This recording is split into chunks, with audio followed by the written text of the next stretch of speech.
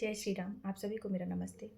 मैं स्मिता लवलेश तिवारी कुछ अपनी बातें आपसे अपने सरल शब्दों में करती हूँ। आज मैं भगवान राम जी के बारे में कुछ बातें आपसे करूँगी।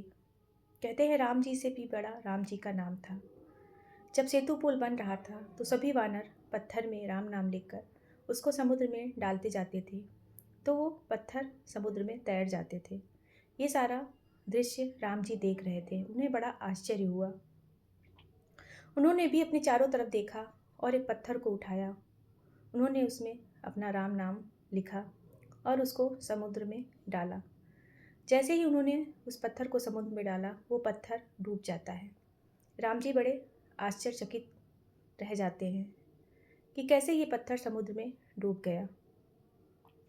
तब पीछे खड़े अंजनी पुत्र हनुमान ये सब दृश्य देखते रहते हैं और वो प्रभु राम जी के पास आते हैं। उनके चरणों की वंदना कर बोलते हैं, प्रभु इसको तो डूबना ही था, क्योंकि आप ही तो इस नैया के खेवैया थे। आपको ही इसको पार लगाना था, तो इसको तो डूबना ही था। राम जी मुस्कुराते हैं। राम नाम की महिमा राम जी को समझ में आ जाती है कि मुझसे बड़ा मेरा नाम है। राम से बड़ा राम जी का नाम था।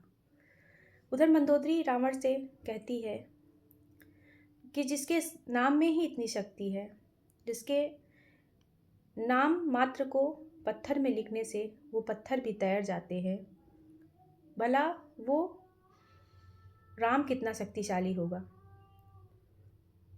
आप उससे युद्ध में कैसे विजय प्राप्त करेंगे।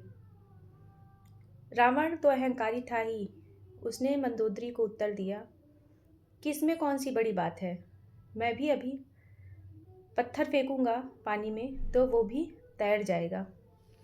उसने भी एक पत्थर को उठाया और मन ही मन उससे बोला कि तुझे उस वनवासी राम की सौगंध, तुझे डूबना नहीं है। सच में जब वो पत्थर समुद्र में रावण डालता है, वो पत्थर तैर जाता है। मंदोदरी को बड़ा आश्चर्य हुआ। उसने रावण से पूछा कि ये कार्य आपने कैसे किया। तो रावण बोलता है कि मैंने बस उसको कहा कि तुझे उस वनवासी राम की सौगंध, तू डूबना नहीं।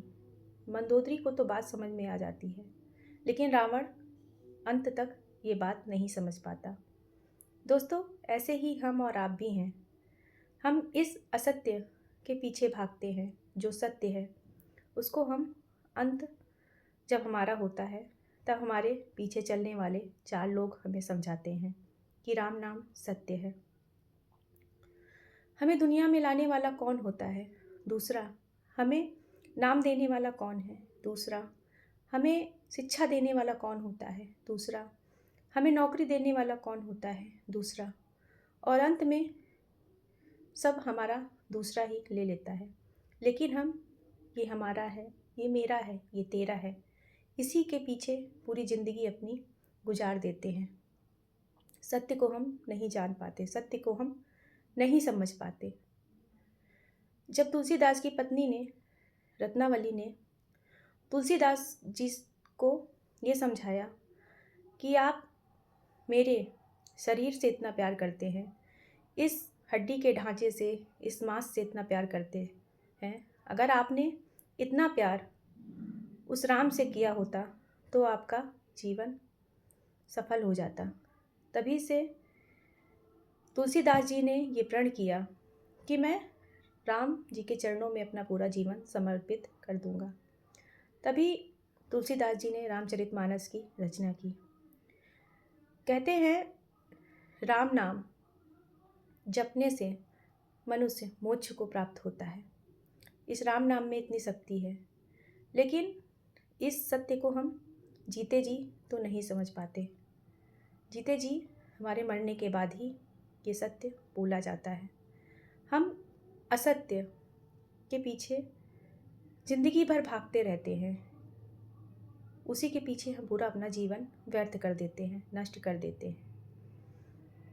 जो अनेक ऋषि मुनि हैं, वो इतने बड़े महात्मा, इतने बड़े सन्यासी क्यों बने? क्यों उन्होंने इतना भगवान से ही प्रेम किया? वो मोह माया छलावे में क्यों नहीं पड़े? क्योंकि उन्होंने सत्य को जाना है, सत्य को समझा है, जो हम आम मनुष्य ज़िंदगी भर नहीं समझ पाते हैं। जय श्री राम।